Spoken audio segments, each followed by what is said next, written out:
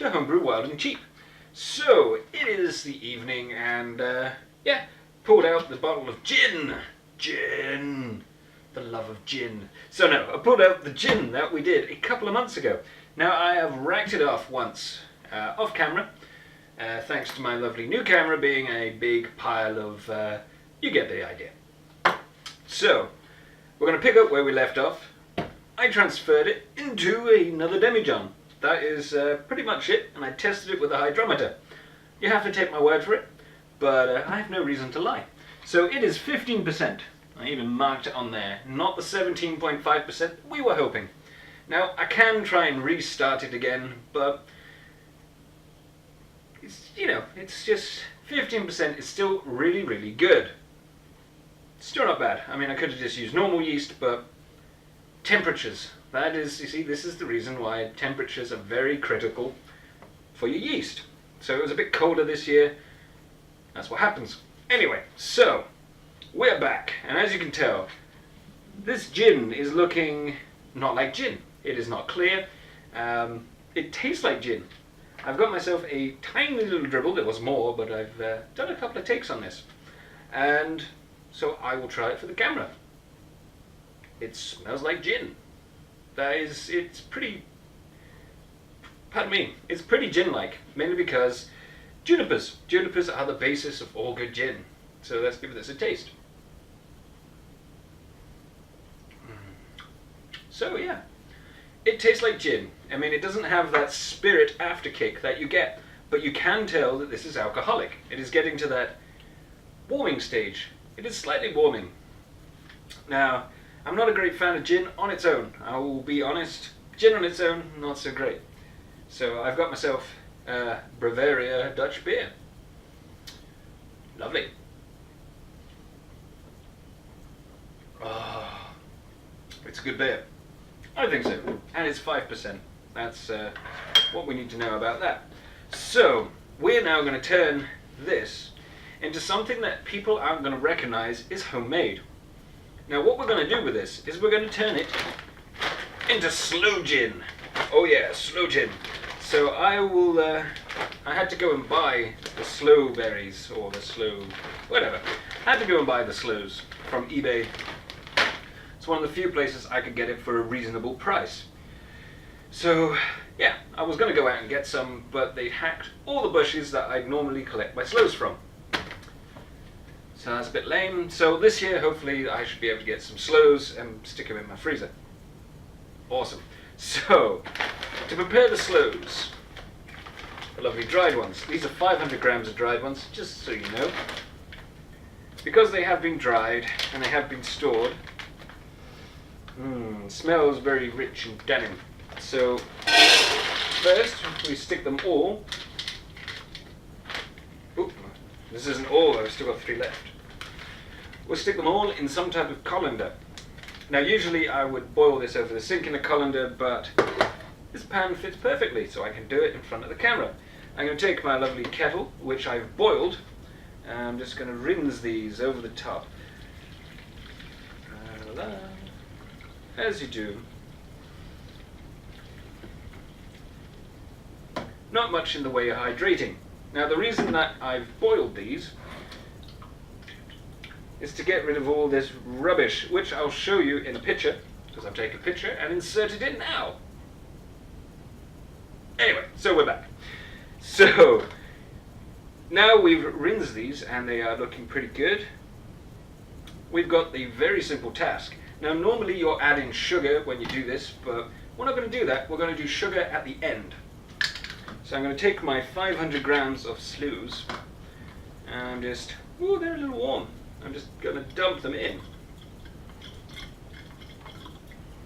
All 500 grams.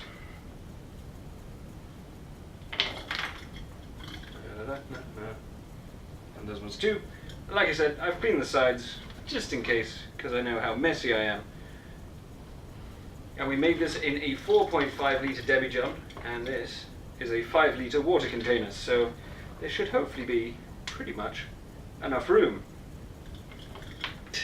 So, we've now added in all of the sloes, all 500 grams, and there is still a bit of space. So just so you know, if you take 500 grams of sloes, put it in a 5 litre water container with just under 4.5 litres of liquid, because there was a slight bit of waste in the gin demijohn, it fits pretty much perfectly. Look at that, that's looking pretty awesome. So the idea behind this is, usually with the sloes you will hydrate them first before you put them in. That's cool, but I'm hoping that we're going to get a better flavour by letting these sloes soak up some of the gin flavour from hydrating in the gin and then transferring all their lovely juices back into the gin. So it's already looking a bit darker, as you can tell. So I want to make sure that nothing goes wrong with this. 15% is still very respectable. It may slightly ferment away a bit more, could happen, but we don't want that. I want to make sure everything is clean and sterile, so I'm going to go on the paranoid route.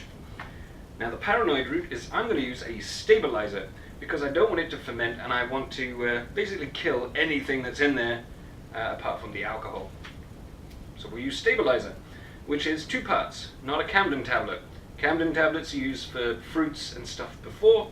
Stabilizer is the hardcore stuff you use after. So we're going to use 1 teaspoon of that, because there is 1 gallon of this. So you very rarely see me use it. So you can tell I'm a bit paranoid, because I want this to be nice. Because as much as I don't like gin on its own, I like sloe gin. So I've got 1 teaspoon. There we go. It's rounded, well, it will flat if it goes all the way. And then in she goes. Looking good. It makes your nose slightly itch. Then we can put the cap on. Put this lid on. Don't want to spill this. It smells pretty bad, since it is a combination of potassium sorbate and sodium metabisulfate. Now we mix it together.